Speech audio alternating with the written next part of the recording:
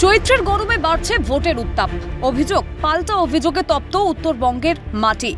কোচবিহারের সভায় মুখ্যমন্ত্রী মমতা বন্দ্যোপাধ্যায়ের নিশানায় কেন্দ্রীয় স্বরাষ্ট্র প্রতিমন্ত্রী নিশীথ প্রামাণিক তুললেন দিন কয়েক আগে উদয়ন গুহর উপর হামলার প্রসঙ্গ। এমনকি উন্নয়ন ইস্যুতেও তৃণমূল সুপ্রিমো বিধলেন নিশীথকে। কুচবিহারের এয়ারপোর্ট করেছে কে? আমরা। আর আপনাদের একজন বাবু, যার বিরুদ্ধে হাজার হাজার কেস, আমরা দল থেকে তাড়িয়ে দিয়েছি। আমাদের দলেও ছিল আপদ, আর বিজেপির আজ হয়েছে সম্পদ। শুধু গুন্ডামি করে বেড়ায়।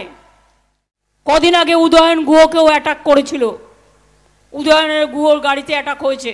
কিন্তু বাবু, আমি একটু বলবো তোমার বিরুদ্ধে কি কি কেস আছে? সাম্প্রতিক সময়ে দফায় দফায় উত্তপ্ত হয়েছে কোচবিহার। উদয়ন নিশীথ দ্বন্দ্ব চূড়ান্ত চেহারা নিয়েছে। এই অবস্থায় কেন্দ্রীয় স্বরাষ্ট্র প্রতিমন্ত্রীকে আক্রমণের রাস্তায় হেঁটে কোচবিহারের দলীয় কর্মীদের মনোবল বাড়ালেন মমতা। তৃণমূল সুপ্রিমোকে পাল্টা জবাব ফেরাতে দেরি করেননি নিশীথ প্রামাণিক। মুখ্যমন্ত্রীর তোলা সমস্ত অভিযোগ খারিজ করে আক্রমণের রাস্তায় হেঁটেছেন তিনি। বিমানবন্দরটি কেন্দ্রীয় সরকারের টাকায় তৈরি, আর উনি বলছেন উনি তৈরি করে দিয়েছেন। মামলার কথা বলছেন, সব মিথ্যে মামলা যা দিয়েছে সেটা আমরা নিশ্চিতভাবে এপিডেভিটের মাধ্যমে জানিয়েছি। পিসির কাছে তার ভাইপোই একাই ভালো।